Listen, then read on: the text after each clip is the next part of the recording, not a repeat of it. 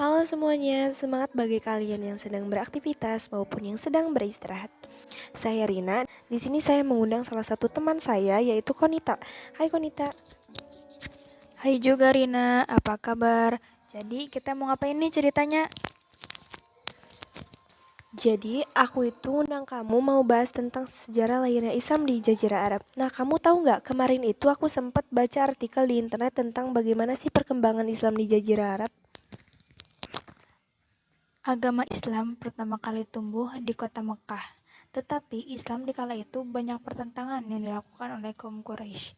Di Jazirah Arab mengutus seorang rasul bernama Nabi Muhammad SAW, zaman Khalifah, zaman Muawiyah, dan zaman Abbasiyah.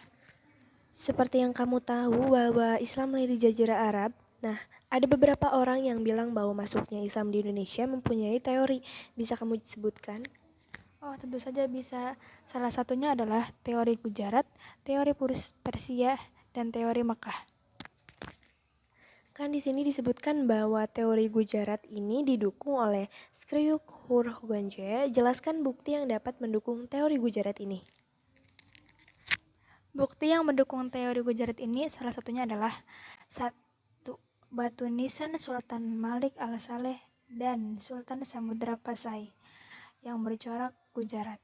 Yang kedua, tulisan dari Marco Polo yang merupakan seorang pedagang yang berasal dari Venesia yang pernah singgah di Perak pada tahun 1292 Masehi. Beliau bertemu dengan orang-orang yang telah menganut agama Islam di wilayah tersebut. Selain itu, kamu tahu nggak nih, ada juga kelemahan lainnya, di antaranya perbedaan mazhab, di mana kerajaan Samudra Pasai menganut mazhab Syafi'i, sedangkan Muslim Gujarat lebih banyak menganut mazhab Hanafi. Kelemahan lain dari teori ini adalah Islamisasi Samudra Pasai. Gujarat saat itu masih berupa kerajaan Hindu. Wah, iya benar sekali. Ternyata masih banyak sejarah masuknya Islam ke Indonesia yang belum kita ketahui. Seperti yang kamu tahu bahwa teori masuknya Islam ke Indonesia pasti ada latar belakangnya. Coba kamu jelaskan. Latar belakangnya adalah 1. Sebab umum. Para kaum pedagang memegang peranan yang penting di dalam persebaran agama dan kebudayaan Islam. Letak posisi Indonesia yang sangat strategis menyebabkan timbulnya pangkalan perdagangan yang turut serta membantu dalam mempercepat persebaran agama. Yang kedua, sebab khusus. Terjadinya pencampuran antara para pedagang dari berbagai bangsa dan juga pembauran antara para pedagang dengan para penduduk setempat.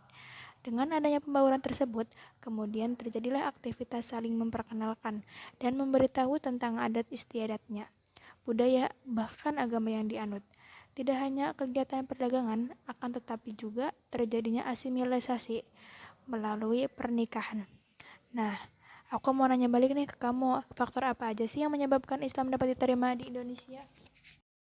Nah, ada beberapa faktor yang menyebabkan Islam diterima di Indonesia.